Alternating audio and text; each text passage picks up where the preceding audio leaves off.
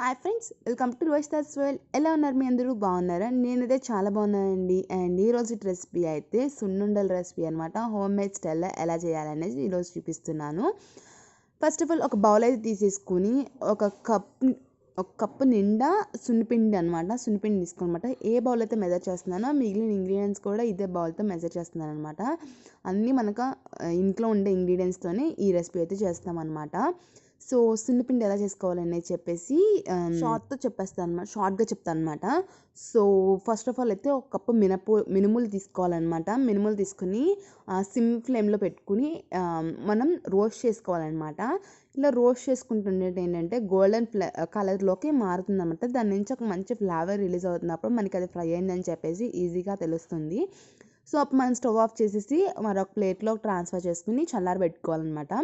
చల్లారిన దాన్ని మనకి ఇదివరకు కాలంలో తిరగళ్ళు ఉండే కదండి, అలా ఉంటే కనుక మంచిగా తిరగల్లో వేసేసుకుని పప్పులా వస్తుందన్నమాట. తిరగల్లో వేసుకుంటే కనుక ఆ పప్పుని మంచిగా చెరుక్కోవాలన్నమాట. చాటలో వేసుకుని చెరుక్కుంటే దాంట్లో ఉన్న వేస్టేజ్ అంతా బయటకు వెళ్ళిపోతుంది. సో మంచి మంచి పప్పు అంతా ఉంటుంది కదా, దాన్ని మనం ఒక మిక్సీ జార్ తీసుకుని దాంట్లో వేసుకుని బ్లెండ్ చేసుకోవాలన్నమాట.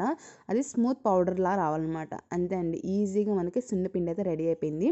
సో ఇప్పుడు మనం వచ్చేసి నెక్స్ట్ ఇంగ్రీడియంట్ ఒక కప్పు షుగర్ పౌడర్ అనమాట.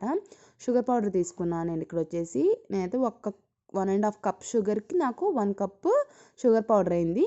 సో నేను 1 కప్పు షుగర్ పౌడర్ అయితే యాడ్ చేసుకున్నాను. మీరు ఈ షుగర్ ప్లేస్లో కనుక బెల్లం యాడ్ చేసుకోకుండా కనుక సేమ్ 1 కప్ బెల్లం పౌడర్ అయితే యాడ్ చేసుకోండి. సో నెక్స్ట్ ఇంగ్రీడియంట్ వచ్చేసి గీ అనమాట. ఇది వచ్చేసి హోమ్ మేడ్ గీ అయితే నేను ఇక్కడ 1/4 కప్ అయితే తీసుకున్నాను. దాన్ని నేను ఒక 2-3 టైమ్స్గా వేసుకుంటున్నాను అనమాట. మిక్స్ చేసుకుంటూ 2-3 టైమ్స్గా వేసుకున్నాను. సో మనం దీంట్లో ఏదైనా గరిటె పెట్టేదానికన్నా హ్యాండ్ యూస్ చేస్తే చాలా బాగా వస్తుందండి. దీంట్లో ఎటువంటి లమ్స్ లేకుండా మిక్స్ చేసుకోవాలి కాబట్టి మనం హ్యాండ్ ప్రిఫర్ చేయాలి. సో ఈజీగా మిక్స్ అయిపోతుంది కాబట్టి ఇప్పుడు మొత్తం అంతా మిక్స్ చేసుకున్న తర్వాత మనకి ఉండ చుట్టుకునేటట్టు రావాలన్నమాట. సో మీకు ఇక్కడ నెయ్యి తగ్గినట్లు అనిపించినా సో మీరు అప్పుడు నెయ్యి యాడ్ చేసుకోండి.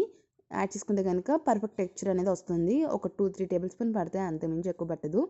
సో ఇప్పుడైతే కనుక నేను లడ్డు అనేది ప్రిపేర్ చేసుకున్నాను కదా, సో అది అలా ప్రిపేర్ చేసుకోండి.